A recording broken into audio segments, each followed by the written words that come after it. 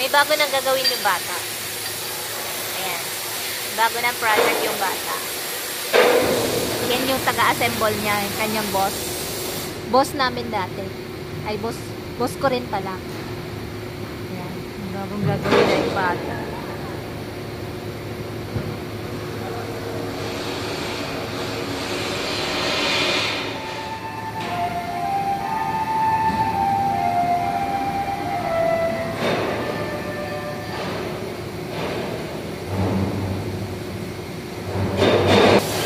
Yan guys, so tingnan nyo, si Casey nagwawalis.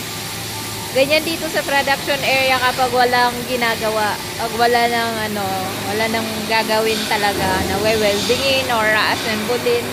Ayan, tagalinis. Nagwawalis na lang siya, oh. That's Casey. Ayan, oh, medyo blurred na kasi pag sinumpo pa eh. Hindi siya kamalay-malay, binibidyo ko siya. I got my new shoes. So, binilhan nila ako ng bagong sapatos kasi sa opisina na ako. Ayan na. Di na siya yung di na siya yung boots. Ano siya, safety shoes din siya. Tigat din din. Kasi sa opisina na ako naka-assign ngayon. Ulit. Kaya, ayan. Palit ng sapatos. Diba? Bait ng company namin. Mukhang kailangan ko magtrabaho ng maayos. Mali-mali pa naman yung gawa ko minsan. Kasi siyempre, hindi pa ako sanay. Kung pangalawang week. Ika 2 weeks ko ngayon sa opisina. After 3 years. 3 taon ako na nandito sa production area. Ayan. 3 taon ako dito sa pag-welding. Kalimutan ko na yung mga yung mga command, yung mga standard ba sa paggawa ng material list. Kaya yun, back to zero. 2 weeks na ako sa opisina. Lagi pa rin may mali. Normal naman yun. Sa una talaga mahirap. Pag nakabisado ko na siya, mas okay na siya. Tapos, hindi ako nakakasagot ng telepono. Kasi hindi ko alam kung paano makipag-communicate. Kasi hindi ako fluent sa Japanese. So, pag tumutunog yung telepono, nahayaan ko lang siya. Lagi ko nga sinasabi sa isip ko, sana huwag tumunog yung telepono. Talagang tumutunog siya, parang nagugulat ako. Tapos, takot ako sa telepono. Hindi ko siya alam sagutin. Kaya hinayaan ko na lang siya tumunog ng tumunog.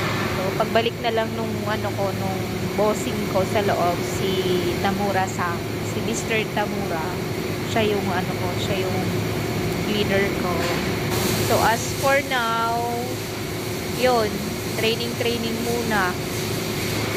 Sana makabisa ko siya. And hindi ko alam kung magiging fluent ako sa Japanese. Sana, hopefully someday. Kasi pag may mga problema sa plano, kailangan ko siyang itawag sa engineer o kaya doon mismo sa kaisya o doon mismo sa company na nagpapagawa ng item. O halimbawa may problema sa plano, ganun, kailangan ko siyang itawag. Kasi lagi pa naman may discrepancy sa drawing. Kaya talagang dapat tawag ko siya. Kaso hindi ko siya magawa kasi hindi nga ako fluent sa Japanese. So, lahat yun ngayon ang gumagawa si Tamura-san. Ginagawa ko lang is yung mga simpleng bagay, yung mga madali na plano. Gagawan ko siya ng material list, tapos gagawan ko siya ng material na cut details, yung sukat ng materials na o-orderin. Tapos, yun, mga ganun lang, yung mga simple, pero pagdating sa mga yun, pag-communicate sa Honsha is main office sa pinaka-office na namin. Hindi ko na siya magagawa. niya sa akin, after 3 years daw or 5 years siguro naman magagawa ko na yun. Sabi ko, I'm not sure. And I'm not sure kung nandito pa ako. So, yun. Talaga struggle pag bago ka sa ginagawa mo. Sobrang hirap. Nasanay na ako dito sa production area. Kasi nakakamiss din. Nakakamiss din, lalo na yung overtime. Kasi wala akong overtime sa loob. Wala akong masyado kasing ginagawa. So, natatapos na siya agad. So, may mga bakanteng oras ako. May mga free time ako. Siyempre, nakakahiya naman kung yung overtime ko pa yung, halimbawa may naiwan akong trabaho.